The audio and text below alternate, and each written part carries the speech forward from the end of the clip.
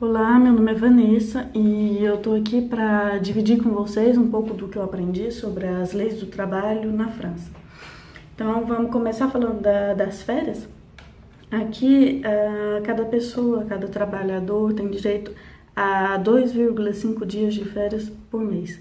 Isso corresponde a um total de 30 dias úteis de férias por ano, que podem ser fracionados no decorrer do ano.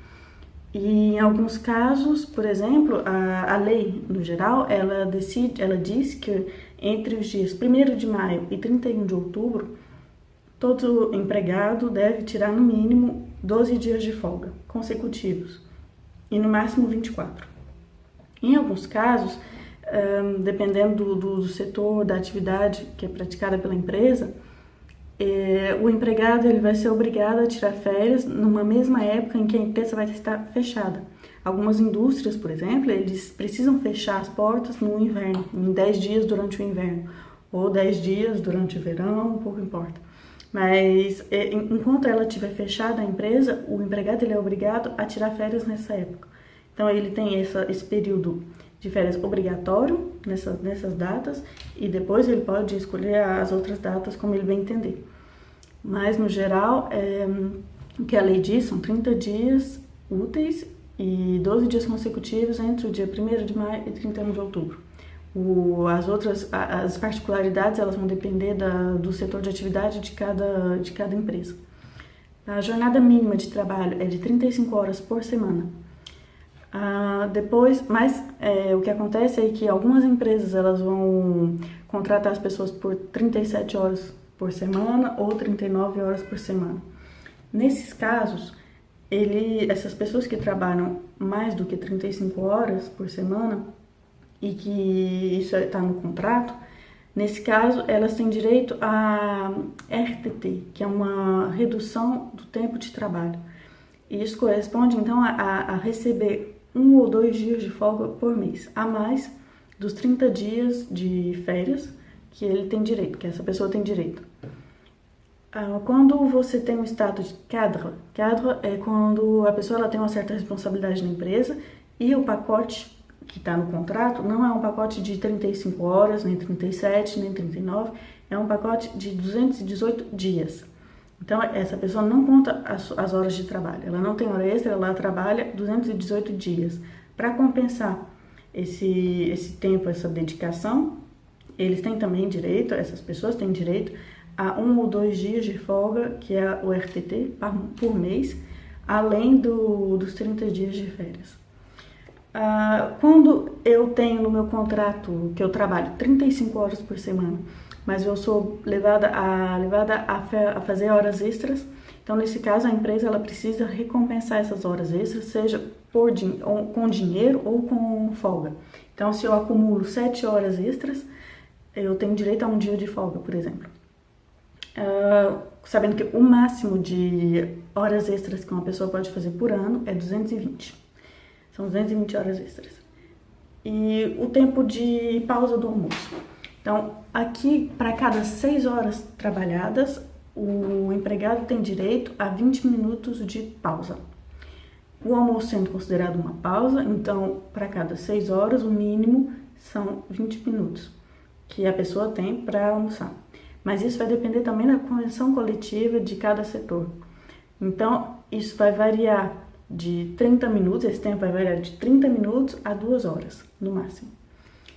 Os outros benefícios obrigatórios aos quais as pessoas têm direito aqui são o vale-restaurante ou um restaurante dentro da empresa. Então, ou a empresa ela facilita para a pessoa tendo um restaurante dentro da empresa, que vai ser muito mais em conta do que os restaurantes fora da empresa, ou então eles dão por dia uma quantidade de vale-restaurante, pode ser de entre 7 e 11 euros, alguma coisa assim, por dia, ele vai ter direito a isso para poder almoçar.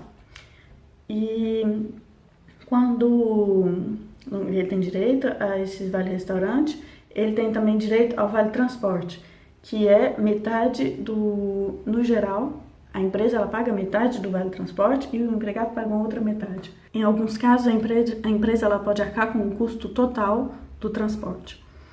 E quando se trata de gasolina, por exemplo, se a pessoa vai de carro para o trabalho, nesse caso, ou a empresa paga uma parte, ou então a pessoa pode também reduzir esse valor dos impostos que ela paga no fim do ano, todo ano, na verdade.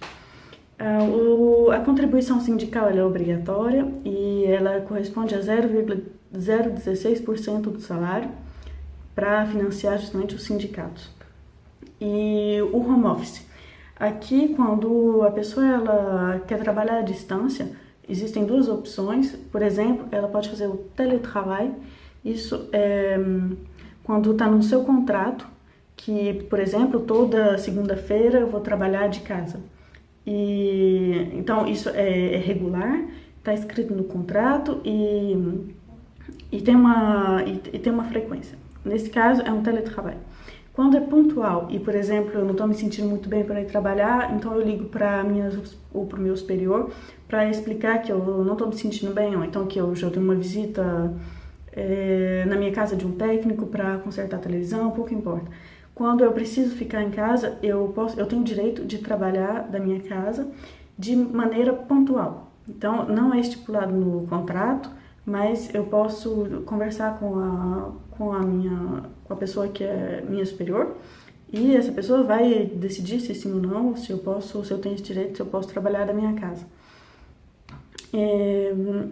Essa é a diferença entre teletrabalho e home office, é só a regularidade e se isso é escrito em contrato ou não.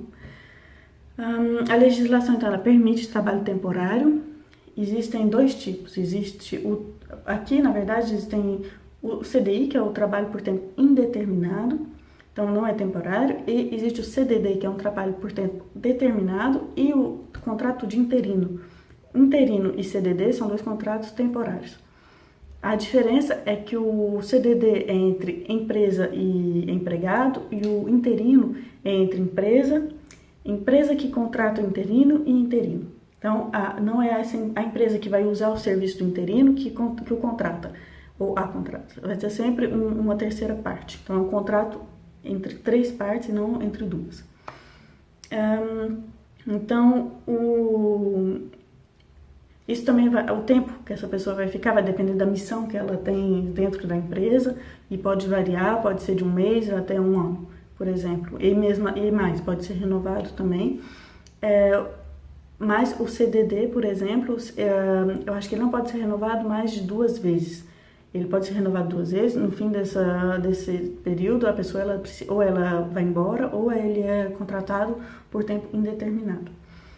E o dissídio coletivo, então, a convenção coletiva é ela é guiada pela Lei Geral do Trabalho, mas ela leva em consideração as particularidades de cada setor, de cada atividade.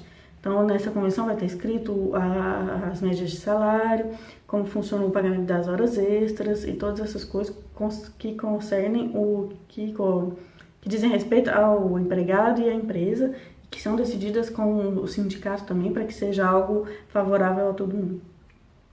E a rescisão de contrato, então, se eu me demito, eu não voluntariamente, então eu não tenho direito ao seguro-desemprego. E quando a empresa me demite, então nesse caso eu vou ter direito ao seguro-desemprego e também a uma indenização de demissão, porque eu estou sendo demitida. E também quando existe um acordo entre as duas partes que não querem mais trabalhar juntas, nesse caso eu não vou ter a indenização de demissão, mas eu vou ter meu seguro-desemprego e vou receber, por exemplo, as férias que restam, os dias de férias restantes, essas coisas.